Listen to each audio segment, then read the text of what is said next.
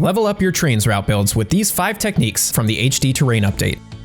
Last year, HD Terrain was added to Trainz Plus, which introduced an array of new tools allowing route builders to sculpt and detail their Trainz routes in new ways. But not all use cases for HDT may be obvious. In this video, I'm going to demonstrate 5 techniques you can use to improve your own routes. I'll be using Scratchy's Coal Country to demonstrate each technique. The first, and perhaps most obvious, is for adding fill under the roadbed. Scratchy used a lot of embankment splines along Coal Country, so let's start by deleting those and sculpting the terrain under the tracks for a more realistic look. This section of track happens to be on a grade, so it's going to be more challenging than the track that's level, but not impossible. Let's get an approximate height for the terrain to start with. Then, we can use the Set Height tool with a radius of about 4 meters to apply that terrain value under the sections of rail. Since we're working on a grade here, we'll need to be careful not to bury the tracks. Once we've got some workable terrain applied, switch to the grade tool and begin smoothing out the rough edges. It's best to use a medium-high sensitivity and a smaller brush radius here. With just a few minutes of work, you can achieve a realistic embankment. Add some ballast texture under the track bed, and this section is complete.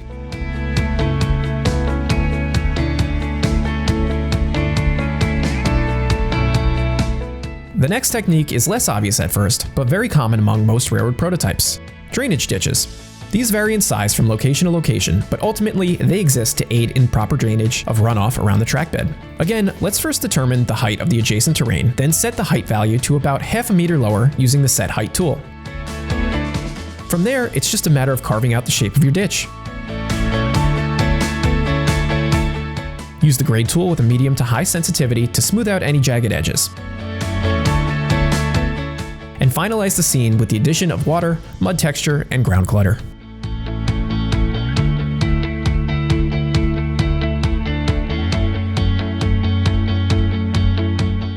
Another effective use of finer detail texturing can be used when working on rock faces. Using a smaller brush size, we can effectively extend a rock face realistically around an area where it might be exposed. Here, I'm using a 1 meter brush with a very low sensitivity to add additional outcroppings where underlying rock has been exposed from the dirt. PBR textures really shine when using this technique, but make sure to match the rotation of the surrounding rock texture.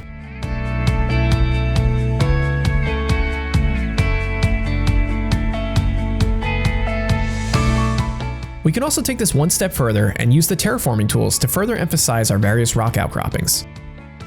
Use a brush 1 meter or smaller with a low sensitivity to raise and lower various areas of the rock face while following the height map of the PBR texture used.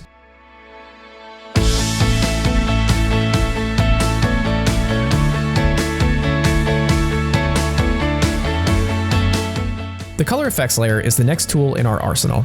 And although not technically used here to fine detail an area, it can be effectively applied to change the appearance of textures used multiple times in the same location. Add variability to the highlights or shadows of grass and farm textures.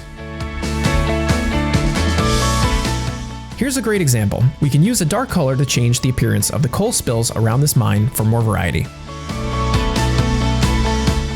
Lastly, for those of you that are inclined for a more advanced technique, you can utilize the smaller brush sizes to recreate your own paths, roads, or dirt roads. This effect is a bit more time consuming than the others, but the results speak for themselves. These are just a few ideas to get you started. With a bit of patience and an artistic approach, you can transform your existing or new routes to highly detailed masterpieces using the new HD Terrain tools.